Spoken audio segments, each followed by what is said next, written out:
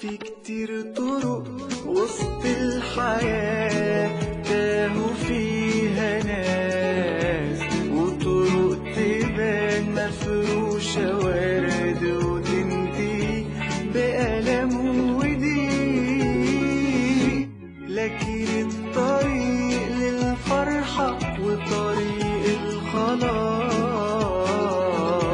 عند المسيح أصل المسيح هو الحياة هو الطريق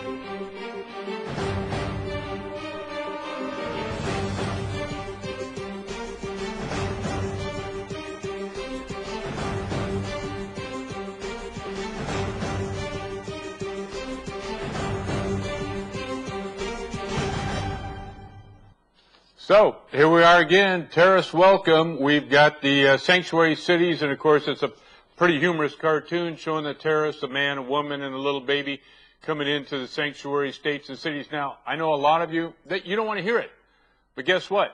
They come into California, they go to Arizona. They go from Arizona, they go to Nebraska. They go from Nebraska, they go to Oklahoma. They go from Oklahoma, they go to Seattle, Washington. They're going all 50 states. So what's happening at the border in California, in Arizona, in New Mexico, in Texas, it's in your neighborhood, and you know what's happening. These guys are working.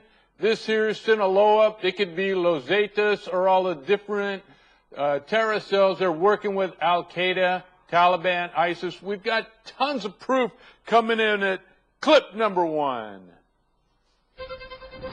Welcome back. We have a serious story for you up next. We've got a story about the Mexican border and ISIS. Now, we've got a new report from watchdog group Judicial Watch. They're connecting the two. The group Judicial Watch says a high-ranking Homeland Security official in a border state says that Mexican drug traffickers are helping ISIS cross the border from Mexico into the United States in order to examine targets for possible future attacks. The group's president, Tom Fitton, joins me now with the latest findings. Thank you so much. Really appreciate you joining us, Tom. Who is the source for these claims? Well, you named him a high-ranking Homeland Security official, and this... That was years ago. Terrorists welcome into the United States. Here's the characters that are coming through. They're bringing in drugs. Now we find out also, we've known for a long time, gold. The terrorists of the drug cartels, the terrorists of Hezbollah, of ISIS, of Taliban, they're all, now what they're doing is they're working together. They're not separate. They're on the same team. They're going after gold, billions of dollars of gold, $360 billion of gold from South America and other countries around the world. The stuff from South America is coming through Miami. It's working together. The drug cartels are working with the Muslim Brotherhood, and the Muslim Brotherhood's in Los Angeles. They're in New York. They're in Dallas. They're in Seattle. They're in Fargo in the Dakotas. They're in Iowa City. They're everywhere. And what's going on is bribe. Hey, the death knell of every republic is foreign money. Clip number 2. Here's ABC's Matt Gutman. Brewing in that blue barrel is the stuff of war. El lugar donde más drogas se ven, que es Estados Unidos. It's meth, cooked by masked and heavily armed men deep inside the Mexican jungle. Claro que hacemos daño, lo sabemos. Toda droga que se va para allá, pero te vuelvo a decir. All right, so we have under President Obama, this is a funny cartoon of the terrorists coming across the border in the United States and the two terrorists who are bringing in drugs and gold, and then they're going to come up here and they're going to be involved in the sex slave trade and the pedophilia and all the stuff of Harvey Weinstein and Hollywood all wrapped together. And over here it says, don't worry, they haven't decided on what to do with the immigration bill. Don't worry. So they come in And now the money, the PMS, power, money, and sex that Congress is involved with, that Obama, the Clintons, George W. Bush is involved in this stuff. We have ample proof, evidence, and facts. But the bridge, once they come in to any one of the states, an offense to any one of the 50 states is an offense to all the states, because immediately, given our outstanding commerce routes, how we can use trains, we can use cars, we can use airplanes, we can use boats, we can use buses, we can use taxi cabs. They link up to terrorist mom and pop hotels all throughout the United States. Hey, clip number 3. Clip number 3. Let's see some more. Some kids in Texas want to be just like him. Guys like money. They get fame, they get girls, they get houses, they get everything they want. But authorities say LaBarbie is involved in drug smuggling, money laundering, and against rival gang members, murder. Police say you can hear LaBarbie's voice interrogating these men just before they're executed. And there's more. Experts in narco-terrorism tell ABC News this 36-year-old modern-day mobster is on the verge of becoming a top boss within a Mexican drug cartel, the first American to do so. He's a kid you would not expect. So here you go. You got the terrorist welcome. Now they're talking about a young man from Texas there who was a high school football star. So here we go. Here's all of the drug routes coming up from South America. These are connected to the heroin trade, the opium trade out of Afghanistan, goes through Europe, Kosovo, it goes through Lebanon. So this is Mexico, all of the drug trade routes. You can't keep up with it. You got California, you got Arizona, New Mexico, and Texas. It's all linked together. And everything I'm showing you here now, it goes back to the drug cartels and Islam are perfectly meshed together in their philosophy and their thinking on PMS, power, money, and sex. They want the power, money, and sex. Islam is based on the penis-driven religion of Muhammad. PMS, power, money, and sex. Islam is PMS, power, money, and sex. It's RPM, religious, political, and military. It's MPH, Muslims per host country. When they reach 10%, 100% of them work together to destroy that country. And it always eventually ends up with damn D-A-M-N, which means deport all Muslims. Now, all of this goes back to this word here, violence. It all goes back to violence, violence. Islam, the drug trades. Clip number 4. Clip number 4. A report from Russia's Federal Drug Control Service, they're saying that they believe ISIS could be making as much as $50 billion through the sale of heroin in Europe. What's more troubling is that the UN appears to be backing up that claim. They're saying, quote, So what happens in Afghanistan is happening here. Now, I know for a fact, I'm a former Marine Corps officer, and my son is an Army officer, intel, worked with the CIA in Afghanistan.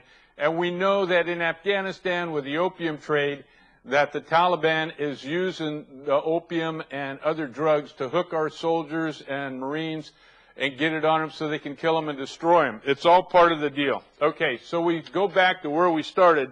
Sanctuary states and cities make it easier for drug cartels to work with ISIS, to find money, to fund suicide bombers, murders, rapes, sex, slaves. And now we also find out car dealers with Hezbollah, a terrible web of deceit to destroy liberty. We got 300 Shiite Hezbollah car dealers in the United States that are getting cars and sending them over to Nigeria, Africa. Why? To sell them and get money, money, money. Always follow the money. We've got down in South America, Venezuela and Colombia, working together with the drug cartels. In Venezuela, the vice president of Venezuela, a guy named Tariq, he's a Shiite Muslim, and he's involved in all of this stuff and bringing all of the drugs, bringing the gold into Miami, bringing in the sex slaves, doing human harvesting of human organ harvesting in Kosovo, Albania, and Bosnia, selling it to the rich Turks and the Saudi Arabians. We know all of that. We've been talking about that. And it doesn't start and end with Obama. It began years ago. Here it says, Obama, I don't negotiate with terrorists. I give them whatever they want. Here it says arms for drug cartels, weapons for drug cartels, weapons for Syrian Al Qaeda and the other people too. And then I wrote, and I did this, and I posted it on Facebook. I already read it, but it's the same cartoon I showed. I don't negotiate with terrorists. I give them whatever they want. Arms and weapons to the drug cartels, arms and weapons to Al Qaeda, ISIS, working together to destroy us. And here it says, sanctuary state and cities make it easier for drug cartels to work with ISIS to fund money, to fund suicide bombings, murders, rapes, sex slaves, car dealers with Hezbollah, a terrible web of deceit to destroy liberty in America. Clip number 5. Clip number 5. But some claim that in this part of the world, governments themselves are players in the heroin game. One of their accusers is Burma expert and journalist Bertil Lintner. Drug-related corruption is endemic in all the countries around the Golden Triangle. Thailand is not the only example. Burma, China, even Laos, vast quantities of heroin go through those countries with official complicity. In China, for instance, several reports indicate that armored trucks carry tons of opium up to Kunming and on to Hong Kong and Canton for export abroad. In Burma, vast quantities of heroin go down to Mandalay, from Mandalay up to the Indian border, and again we see heroin being transported in official vehicles.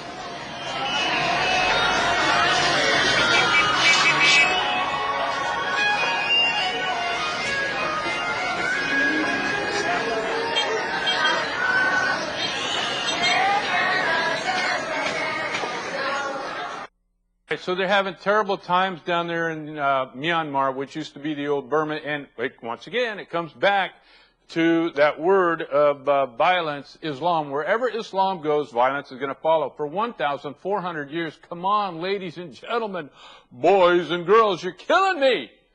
Wherever Islam goes, a significant fraction of the Muslims are dangerous barbarians who do female genital mutilation, who rape, who kidnap, who beat, who steal, who sell drugs. Hashish is the root word of assassin. It goes back to the time of Muhammad and before, when they would smoke hashish and then they would attack their enemies.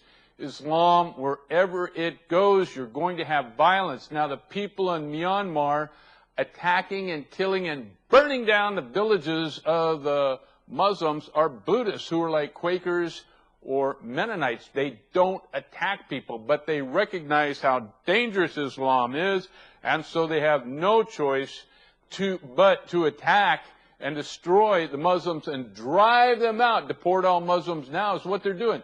You might think I'm full of hate and a racist and a bigot. Ladies and gentlemen, I'm just giving facts, evidence, and proof. I know exactly what's going to happen in Europe. I know exactly what's going to happen in the United States. Do I know the hour, the minute, the second?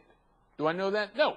I know it's going to happen because wherever Islam goes, it's based on PMS, RPM, MPH, and DAMN, DAM, deport all Muslims now.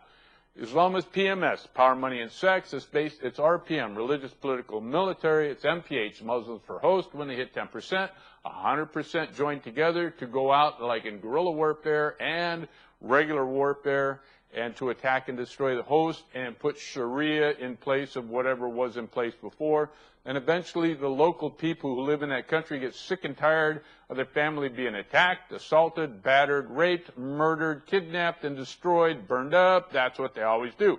If you don't believe it, start watching the news. I've been to a number of the mosques in California, and every time I go there, even with police or deputy sheriffs there to protect me, the Muslims there always, there's a significant fraction, 10%, 20%, 30%, who want to attack and kill us. Clip number 6.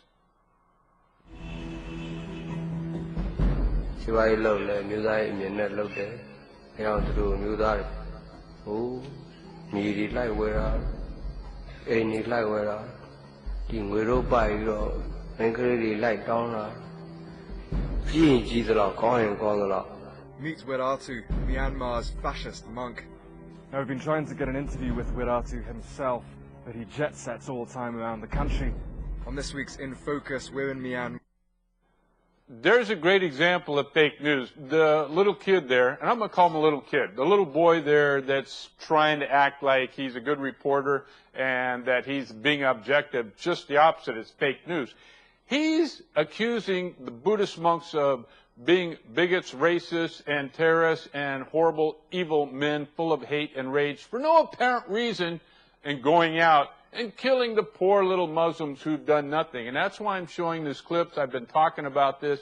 It's the same as the drug cartels.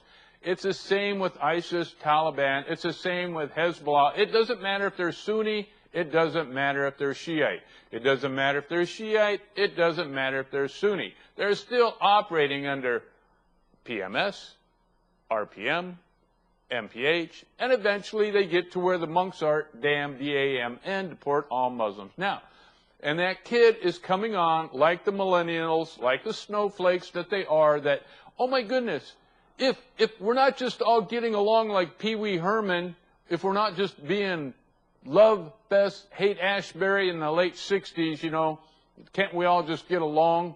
Hey, brother, try, give peace a chance. Really? Well, when the Muslims or the drug cartels are coming in to kill us, to rape us, to kidnap our wives, our daughters, old women, young men, young women, boys, they do it to boys too. Then the only thing left, and it's biblical, Romans 13:4, self-defense. Read Romans 17:4. You have the minister of God in the pulpit who gets in there and he teaches the Bible, and he does the communion and baptism. Then you have the minister of God, like the prime minister used to be. You have the minister of God who uses a sword, the use of police force or the military to protect us. The battle hymn of the Marine Corps hymn from the halls of Montezuma to the shores of Tripoli means that we as Americans got sick and tired of the Muslims in the Mediterranean and the African coast and the Spanish and Portuguese and European coast coming in and kidnapping our sailors and Marines and treating them horrible, even raping them, murdering them, all the things. And when Thomas Jefferson and John Adams met with the leader of Tripoli from the halls of Montezuma to the shores of Tripoli, when they met with him, I believe it was in London, and they said to the leader of Tripoli, the lead Muslim said, Jefferson and Adams said, why do you capture our sailors and our Marines, and why do you kill them and put them in a prison? And the response of the leader of Tripoli is, we're Muslims. That's what we do. Ladies and gentlemen, I know many of you scoff at me, you laugh at me, and I hope I'm wrong. I hope you're right. I know I'm right, though. I've been doing this for years. My own son was suicide bombed and shot up in Iraq in 2007. I know this stuff. I've been to many, many mosques. I've seen every time I try to just dialogue, to chat, to discuss, to debate, whatever you want to say, with the Muslims, very quickly they always turn violent. Every time. That's what they do. Islam is PMS, it's RPM, MPH, and DAMN. It's power, money, and sex. It's religious, political, and military. It's Muslims per host, and it's deport all Muslims now. Clip number 7. Clip number 7. My people. So, why they kill these innocent people?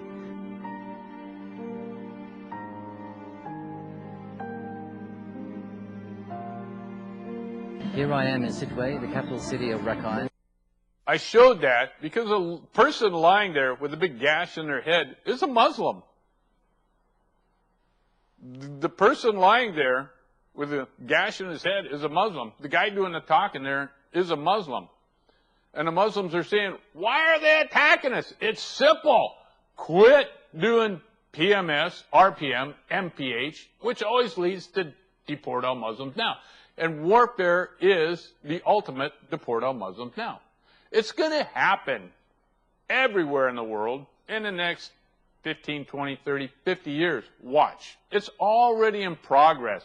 The people of Europe, in Hungary, in Poland, in Austria, in Germany, in France, in the UK, in Spain, they have had enough. Many of them, Pegida, people of Europe against the Islamization of Europe, have arisen, and they're accused of being extremists, far-right, radical, crazy people, like in that clip, with a guy with a gash in his head as a Muslim, and the guy saying, oh, woe is us, we're innocent, we didn't do anything, oh, woe is us, out of the clear blue sky, the Buddhist, the evil, wicked, Mennonite, the pacifist, the Quaker, Buddhists attack us for no apparent reason. Well, they're doing it because they're sick and tired of you guys doing what all good Muslims do. What did Muhammad do? That 22 verses in the Quran says, do what Muhammad did. If you want to be the perfect man, like Muhammad in the Quran, 22 verses tell you, do what Muhammad did. And Muhammad, that is exactly how he operated. Clip number 8. Clip number 8. In just a few hours last week, Sup Min Lee lost the equivalent of 3 years of profits at his shop, the livelihood for his family of 7. A mob roamed through the Muslim section of Tuang Duan Ji in central Myanmar, attacking shops and homes. They stole his stock of mobile phones and smashed his signs and displays. I'm worried and scared because rumours spread very quickly through propaganda on the Rakhine situation, and the attacks could happen again. They say our Muslim community is the same as the attackers in Rakhine State. We are totally different. Sup Mien is not Rohingya, and neither is anyone here. But what they do share with the Rohingya is religion. They are Muslim, as are most Rohingya. Just across from his shop, Mu Mien and his family were in their house that night. As the mob attacked, he heard a thumping noise. They were hacking his shutters with an axe. He was terrified. Several people were arrested after the attacks. Witnesses said some of them had a list of Muslim homes and businesses as they went on their rampage. A few hours north here in the city of Mandalay is the heartland for Mabatha, an ultra-nationalist Buddhist group linked to deadly anti-Muslim riots back in 2014. 3 years on, there's still tension. Those attacks in Myanmar's second-largest city killed 2. Houses, shops, and cars were burned. Hundreds of riot police were called out. It's thought that the violence was... So here we got Obama and the president of Iran, and it's the same deal as always. You got Obama and the president of Iran. Here Obama, who did the deal for Iran. Obama says, we trust you, and the leader of Iran says, death to America. Now, seriously, it's the same going back 50 years. It's the same in the future. Nobody has really taken this stuff serious. If the FBI, the CIA, Homeland Security, and these guys, every time they try to do something, they get shut down. The same thing, the same cartoon. Here you have Obama, we trust you. Here it says, death America. We will trample you underfoot, Iran. They keep doing that. Now, here we have ISIS doing what they always do. You got ISIS, and they got this innocent Christian here. And as far as I'm concerned, from what I see here in discussing the drug cartels working with ISIS, getting gold through the South America into Miami and using that to fund terrorism, to do suicide bombing, kill people, and the other things that they do. You have ISIS now is in all 50 states of the United States, ISIS, Al Qaeda, even Hezbollah. You got Sunni and Shiite. Well, what's the difference? They both want to have Islam and control the whole world, and they activate everything through violence. It's RPM, it's PMS, RPM, MPH, and DAMN. So what you have here now, because of the sanctuary cities, which we have here, we have the police, you have the police chief Charlie Beck of the LAPD, you have Mayor Garcetti and the sheriff of Los Angeles County, all working together, thinking they're being good little boys, but actually, in reality, they're bringing these characters in, and they're going to destroy America. It is in full speed ahead. I mean, talk about a Amtrak going off the rails because it's going 80 miles an hour around a corner where you're only supposed to go 30 miles an hour. We're going about 120 miles an hour on about a 20-mile-an-hour curve, and pretty soon this thing's going to blow up. The only reason the Muslims haven't killed me and others because ISIS has published my photograph to have me killed along with my wife and my son. You can see that in their magazine. It's online. It's Dabiq space 7, the number 7. Dabiq. D like David, A like Apple, B like boy, I like India, and Q like Queen. Dabiq space 7. I'm on page 59. The only reason they haven't killed me, and they've admitted it in their interviews in the newspapers, they don't want to talk to me.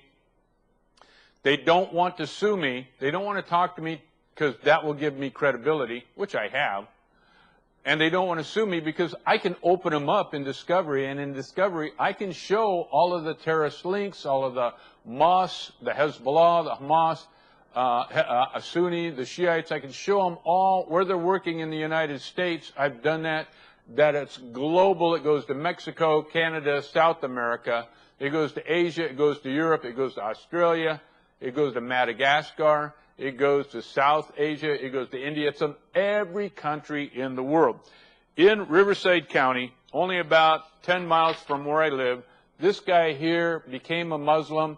The sign up here says he's most wanted by the FBI. He moved to Pakistan, big-time Muslim, and he was led to Islam by the leader, Musamil Siddiqui of the Garden Grove Mosque, whom I've met 3 times. And to my face, Musamil Siddiqui, who's Muslim Brotherhood, and we proved that many times, is the guy who fooled George W. Bush into believing that Christians worship the same God as the Muslims. And it all goes back now to sanctuary states. It's marijuana. Can't we all just have a bong? Can't we all just get along? Can't we just sing Kumbaya? Jerry Brown, California, sanctuary state, opens up the border, brings in the worst elements of the drug cartels, the money laundering, the Muslim, ISIS, Hezbollah, Al Qaeda, Taliban, all of them coming into California. And this all goes back to Albania, Kosovo, and Bosnia, the flag of Albania, where we know for a fact that they are doing human organ harvesting. Clip number 9. Clip number 9. It continues with its brutal crackdown. The perception here among many is that it's Burmese Buddhism that is under siege from militant Islam. These men belong to an organization that's done much to stoke fear. The monks of Ma Ba Tha, a hardline nationalist movement with much popular support. Its leader, Ashin Waratu, went to jail for inciting hatred against Muslims. Once again, once you let these characters in, terrorists welcome, which is what they did. And in that area, you have the Golden Triangle down there in Myanmar and Thailand, that area down there. And the Muslims, they're always affiliated with drugs, going back to hashish and going back 14 centuries. Clip number 10.